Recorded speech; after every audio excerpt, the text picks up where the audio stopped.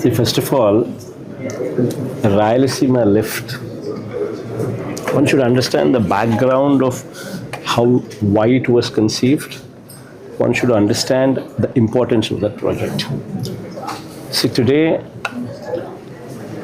if you were to look at the FRL of Srisailam, it's 885 feet.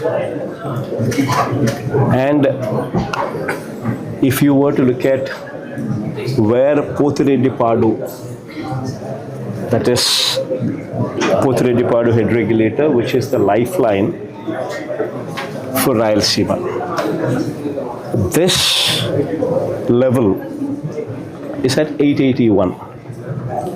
So only when you have a water level at 881, you would have the design discharge of 44,000 cusecs flowing through the Pothiredipaadu head regulator, which in turn, this water, when it flows through Pothiredipaadu head regulator, would suffice the needs of Rayalaseema and Nellore districts. The entire Rayalaseema and Nellore district are dependent on the Pothiredipaadu head regulator, which gets operational only at 881 meters when the water reaches 881 feet. Whereas 885 feet is the FRL of Srisailam reservoir. Now this is the background. And now if you were to see the plight of affairs the state is reeling under,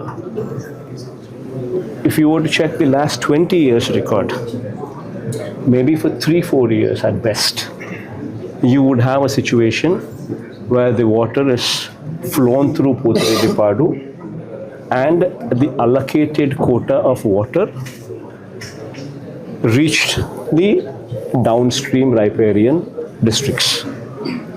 Out of 20 years, only 3-4 years at best. This is the situation.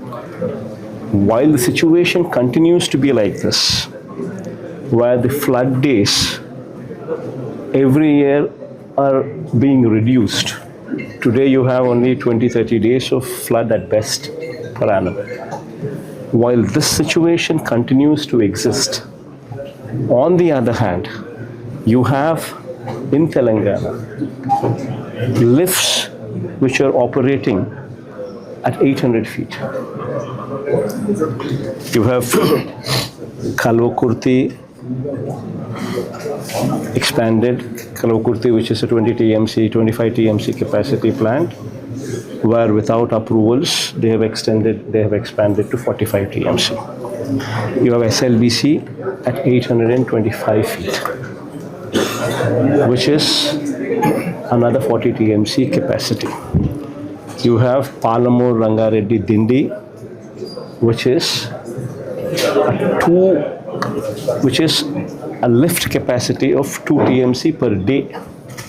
Every day it has the capacity to draw 2 TMC of water per day, which also operates at 800 feet.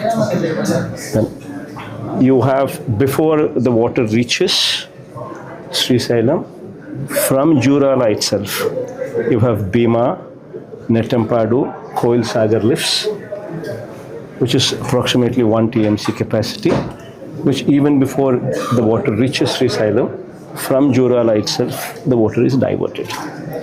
While all these exist as lifts, you also have a situation where indiscriminately there is a powerhouse on the left bank, which is in Telangana side, where 4 TMC of water per day is discharged out of Srisailam at a level of 777 feet itself.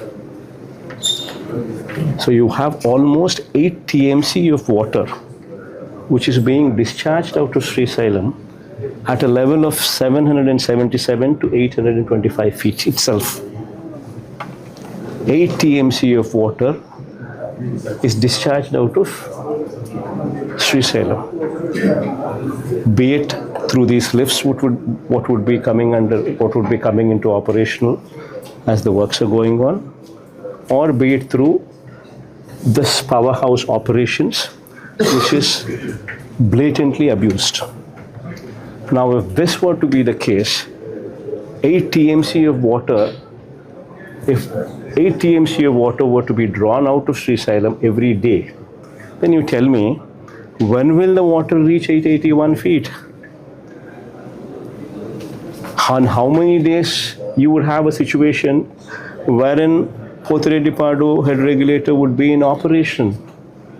And what is the plight of the riparian districts underneath Potiredipadu, which would be operational only when you have water beyond 881 feet available? So this is the situation. And in this situation, to correct the odds, what we are doing is, Rayalaseema lift is conceived at 800 feet, wherein which has a capacity to draw out 3 TMC of water per day. This is not a new project.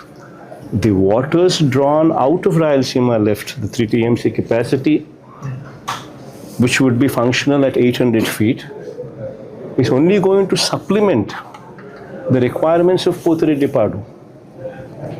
The water is going to be drawn out and poured into the Potiredipadu canal itself.